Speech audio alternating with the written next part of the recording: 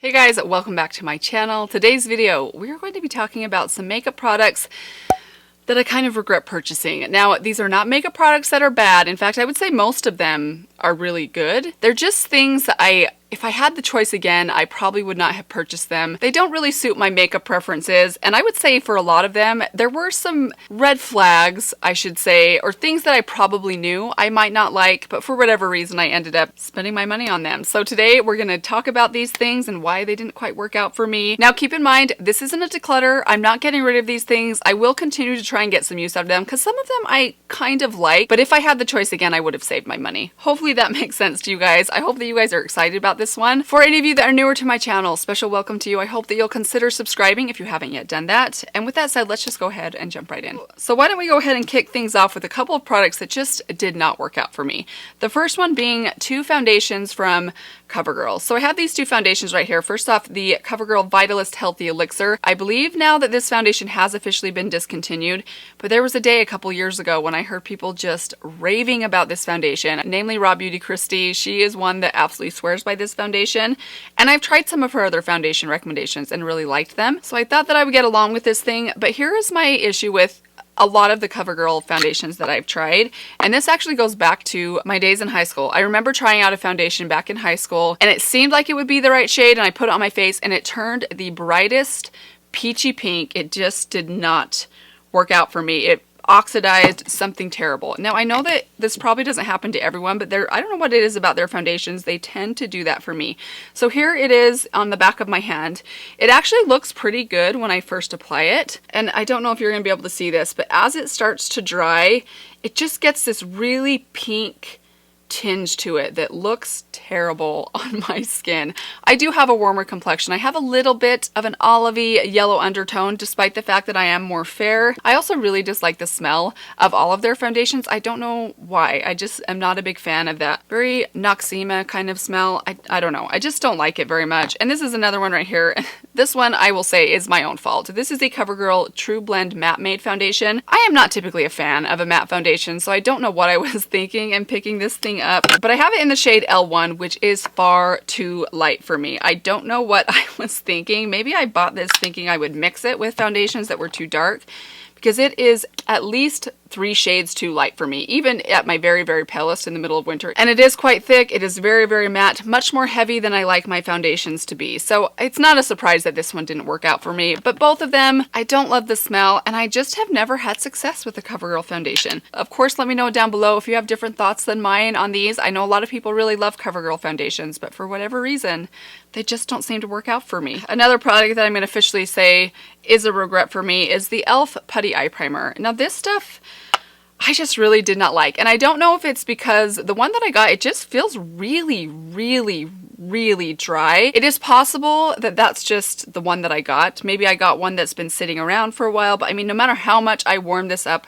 on my finger, it doesn't ever get emollient enough. It's just so incredibly dry feeling. It looks dry and streaky, especially on my eyelids, and especially on this inner part of my eyelid. It just looks really, really bad. And of course, my eyeshadow does not look good on top of it. The reviews on it were decent, so I know there are people out there that don't have an issue with this product, but for me, it just didn't work out. Next up, I have a bronzer, and I'm hesitant to bring this one up because I so want to love this bronzer, and I don't dislike it, but I have to say I kind of regret buying this because of how much it was. And it is the Marc Jacobs Tantastic Bronzer. I know so many people swear by this as the ultimate holy grail bronzer of all time, and I think it is a really great bronzer. I really like it. It works for me. The formula is nice. It's perfect for my skin tone, but $49 for a bronzer, I just feel like is way expensive, and definitely outside of my personal comfort level of where I like to spend my money on a bronzer. I mean, I could spend $49 on an eyeshadow palette,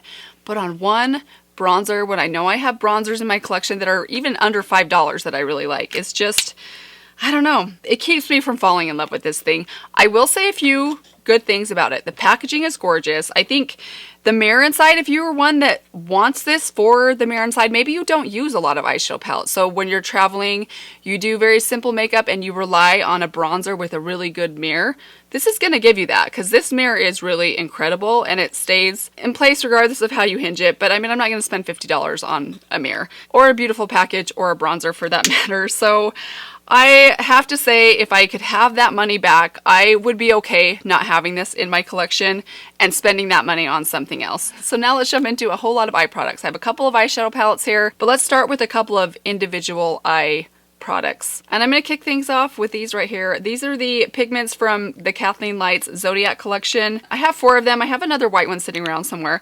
I think these are really beautiful. I really do. But I just am not someone that reaches for, number one, a single eye product very often anyways, but when it's in a pigment form, they're very messy. They're very difficult to work with. They are not convenient at all. I have probably only pulled these out a handful of times over the last year and a half or so since I've had these. And it's a shame because they are really beautiful. The shades that I have are the shade the Scales, which is this pink. I also have the Lion, which is kind of the yellowy gold, and the Goat, which is the bronze. I also have the white one. I can't remember the name of that one, but I think all of them are beautiful. I just don't use them enough. And I know that's just because of the tediousness of this type of a product. I think because I was such a fan of Kathleen Lights in general and a lot of her other releases with ColourPop, I kind of jumped on these a little bit too quickly and didn't really think about, okay, Mandy, how often are you going to use them? What is the likelihood that you will use something like that regularly? And what is the likelihood that they will end up in a bin where you forget about them and don't touch them? The latter is what ended up happening with these. I really have to consciously try and remember to pull these things out. And if I'm in a hurry, forget about it. These are just too troublesome to work with. And kind of along those same lines, and I would say even a bigger regret, because at least those were not super expensive. I think I got them on sale and I only paid about $5 or $6 for each one of those. So tops I paid 20 bucks for the 4 that I got.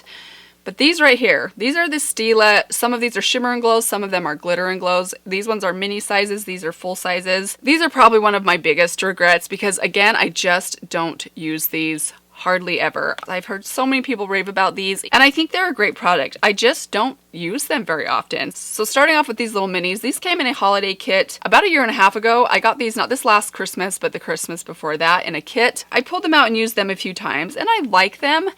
But again, I'm just not really into this type of a shade. If I am going to do the individual eyeshadow or eyeshadow topper kind of thing, I have found that I'm much more likely to reach for something like even like the Hourglass or especially like the J-Cat Beauty, something that's in a pop form. I just think it's a little bit easier to work with than the wand. And my other gripe with these, I mean, I know they're a year old, they're probably expired anyways, but 2 of these shades I never even used and they're still dried out, despite the fact that I never even opened them up. But that is just a travesty to me that I spent the money on these. I used maybe 2 of the shades one time and never used the others, and they just sat around in my collection and completely dried up. What a waste of money. I am sure that I spent over $20 for the set of these, and I just wish I could have that money back because I should never have bought these. And then there's these 3 full sizes right here. All 3 of these I think I purchased at either a Marshalls or a TJ Maxx. And here's the trouble, and I've said this many times with Marshalls and TJ Maxx makeup. For instance, this shade right here, which I actually think of these 3, this is probably my favorite shade. This is a glitter and glow highlighter, but I have used it on my eyes and it's actually really pretty. It's kind of an iridescent bluish green. I have used this a few times as a lid topper, and I would say this one I like over the other 2. But here's the problem with products like this. When I see a Stila glitter and glow and they're only $9.99, normally $24, I automatically feel like I am saving so much money just by buying it. And I don't really think about the fact that maybe that bronze is not a color I would wear very often, or maybe that pinky gold you already have somewhere else in your collection. So as with the sample sizes, I got these thinking I was saving money. I mean, we're talking $9.99 for each of these. That's 30 bucks sitting right here. And I think I've used them each maybe once. I think I've used this one maybe twice, but that is so not worth $30. And I should have known with my experience with the smaller ones that I probably would not get much use out of these either. But that TJ Maxx and Marshalls mindset really got me on these ones. That's kind of the danger of shopping there. Granted, I have found some really awesome products at TJ Maxx and Marshalls that I do get a lot of use out of, but I've also found my fair share of products I thought because they were high-end I would use all the time, and I don't, so I really just ended up wasting money. So that's kind of my thoughts on the Stila individual shadows or glitters. Let me know what you guys think. I know a lot of you probably love these as well. They just aren't really a product that is for me. And of course, this video would not be this video without talking about a handful of eyeshadow palettes. Now, I do love most of my eyeshadow palettes, but there are a few that I kind of regret purchasing. So let's go ahead and go through them. And let's kick things off with one that's been in my collection for a very long time. It is the original Tartelette palette. I think this is a nice palette, but I've really discovered since I bought this that number one, I don't use all matte palettes all that often unless the color story is something that really inspires me and I know that I can use my highlighter to add a pop of shimmer to the lid, which I could definitely do with this palette. But these colors, they're very muted and very cool toned. And I just don't use muted cool tones all that often. And one more thing that I've discovered, and I don't know if this is just all in my head, but darker, really, really dark, rich shades that lean a little bit more cool. So something that's more of a black or a charcoal or a deep purple that's very cool toned or a cool toned brown. I generally speaking have more trouble blending those shades than deep, rich shades that lean a little bit more warm toned. Let me know if I'm alone in that, but I feel that way about this palette, especially this row right here. I find that they can be a little bit tricky to blend, which I think is probably one of the main reasons I don't grab for this thing nearly as often as, say, even the In Bloom palette, which I will admit I don't reach for super often anymore, but there was a good long while when I kind of started my makeup collection or even my channel that was a really often used go-to palette for me, whereas this one just did not get very much love. I don't know. I don't think this is a great palette for me. It's a little too cool toned, it's a little too muted, and being that it can be a little bit finicky to work with, it's just not one that I really ever reach for. Moving on to another one. This is the You Are a Cutie palette from ColourPop. There are a couple of reasons why I think I've discovered this palette didn't quite work for me. Number one, I bought this thinking, oh, that's a beautiful kind of soft, cool toned purple palette. I don't have a lot of shades like that in my collection. So when I got it home and I tried it out, I did an eye look with this. I think I actually filmed that. If I can find that video, I will link it right here. But when I did that first look with it, I was thinking I would come away with a soft, cool toned, almost lavender purple kind of makeup look. That look ended up being much more warm and pink toned than I was anticipating it to be. So I think from the get-go, I was a little bit surprised by this palette, and not in a good way. It just wasn't what I was expecting it to be. And I think that's where this palette fell short for me. There are a couple shades in here that I do think are really beautiful. I do think this is a really nice cool tone purple. It's really more the transition shades, and even this shade right here, which looks very cool toned, but it pulls quite warm when I pop this on my lid, especially with some of these lighter transition shades. It just ends up looking very pink on me, and that's not usually a look I like to wear very often. So I was a little bit disappointed in this palette for that reason. I don't think it's a bad palette. The formula is nice. If you are into that kind of purpley pink look, I think you'll like this one. A little bit disappointed in this one. Kind of wish I would have just saved my money. Speaking of pinks and purples, and we might see a bit of a theme here, another palette I have to say I kind of regret purchasing. If I could go back, I would save my money, is the Natasha Denona Love palette. I'm kind of sad to officially say this because I do like this palette, but if I'm buying a Natasha Denona palette, I had better love it. And I don't quite love this one. And I know I've talked thoroughly about this before. I reviewed this palette in full and gave my full thoughts on it, and I said the same thing in that video. There's just not enough neutrals in this palette for it to be a palette that works for me and my preferences. I don't mind pinks and purples as long as I can pair them with something a little bit more neutral. So if I have either a neutral transition shade to throw into my crease and then pop a little bit of pink somewhere else, or maybe a pink in my crease with a deep brown in my outer corner to just kind of ground the look and make it look less pink. That's the way I like to work with color, but you don't get really any neutral options inside this palette, and that's where this palette fell short for me. There are some shades in here that I absolutely love. I love this silver. I love these purples right here are so stunning. I love this shade right here, but these matte pinks and reds here, actually this one I was okay with. This one I didn't think was overly bold when I paired it with like the purples in here, but if I paired it with the pinks, you end up getting a very pink look. But especially, I would say these 4 shades, they were very pink and red on my eyes and very bold. Even this very light, almost soft baby pink looking color was quite bold and intense on my eyes. And I just am not a big fan of a bright bubblegum pink eye look on me. I should have looked at this palette and realized, okay, there's no neutral colors in there. This probably isn't a palette that you're going to be able to use to get a complete eye look. But I totally fell into the, it's a $65 Natasha Denona eyeshadow palette, I have got to try it out. And I wish I would have paused for a minute and waited on this one and thought to myself, just because Natasha Denona, who you do love, is coming out with a non-$129 eyeshadow palette does not mean that you have to get it, and does not mean that you will even love it. So that's kind of my thoughts on this one. I like it, but if it's a Natasha Denona palette, I really want to love it because they are expensive, and I definitely, if I'm going to buy them, I want to be using them quite often. I just don't use this one very much. The last palette I want to mention, I pulled this one out as a makeup regret, and I think I even said that in the first video I featured this one. It is a newer palette, but I just want to say this. I've only used this palette still a handful of times. I'm actually wearing it on my eyes today, and I'm really in love with my eye look today, which made me think, okay, wait a minute.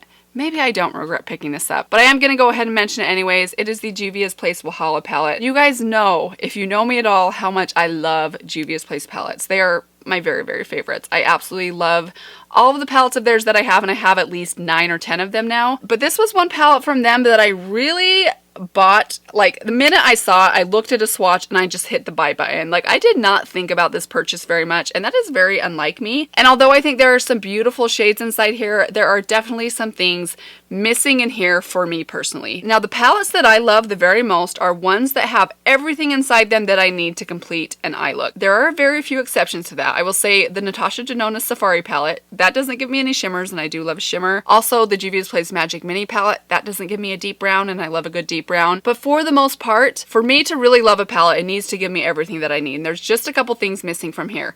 Namely, a warmer, deep crease color. I do like this crease color right here, but it's very, very cool toned. I find that it can be a little bit tricky to blend in the outer corner. But over on this side, there's quite a few shades that I know I probably won't use very often, specifically the 3 glitters. I know I'm not going to use those probably ever. If I'm going to use a glitter, I'll probably use the Tati glitter. Also, this blue right here, I highly doubt that I will ever use this blue or this pink. One thing that would have made this palette perfect for me, and again, you guys, I know I am just one person. This is just my opinion. There are definitely people out there that this palette is absolutely for them. So I do not say this presuming that my opinion is better than anyone else's. I would have loved to see these shades right here. So basically this whole section, if I could get rid of that section and have a deep brown, like a deep warm brown, a champagne shimmer, and honestly, just those 2 things alone in replacement for any one of these shades would absolutely have made me love this palette a lot more than I actually do. Again, I love the eye look that I'm wearing today, but I did have to dip into my Persona highlighter and zoomer for that inner corner pop of shimmer, because I just don't feel like you get it inside here. I mean, this shade right here it's nice, but it is more cool toned and tends to go better with the purples inside here than this section. So that's my only complaint with this thing. I'm going to leave this as kind of a sort of regret. It is possible as I use this a little bit more, maybe I'll fall in love with it and I'll let this be one of those exceptions. But for now, I almost wish I would have waited on this one and actually picked up their Warrior palette, because I cannot believe that I don't own the Warrior palette by Juvia's Place. It's one of the few largish palettes of theirs that I don't own, and it's kind of a staple palette for a lot of people. So that's one I kind of wish I would have picked up instead of this very bold, colorful one. I just have a feeling this is a palette that I'm not going to use nearly as much as I use my other Juvia's palettes. But that is all I have for you guys today. Those are all the products that I kind of regret purchasing. Any one of these things, if someone could tell me, hey, let's go back in time and we could take that product back or not hit that buy button and have that money back in your wallet right now, I would absolutely take them up on that offer, because I think all of these I could definitely live without. But let me know down below what makeup products you have purchased that you maybe regret, or if any one of these products that I mentioned today really does work for you. I'd love to hear that in the comments down below as well. But that is it for today's video. I hope that you guys enjoyed this one. I hope that you guys are doing well. One more reminder, if you have not yet subscribed, be sure to do that before you leave, and I will see all of you guys in my next video. Bye. My hand stinks. Oh, the smell of this CoverGirl. I think that's more than anything why I never reach for it. The smell is bad. They smell like someone took a bowl of cornflakes and poured cleaner in them. That's what it smells like. But I do keep looking at this blue one on the back of my hand. That thing is pretty. Maybe I should pull that into a eyeshadow look sometime soon, because man, look at that. One more reminder, if you haven't yet subscribed, I would love for you to do that. Just waiting for the day that this thing will die and I'll have to replace it. Which, let me know, how many of you guys have an Apple Watch and feel like now that you have an Apple Watch, you couldn't live without it? I feel that way, and I kind of am annoyed that I feel that way, but I rely on those activity rings, man. They're the only thing that motivates me.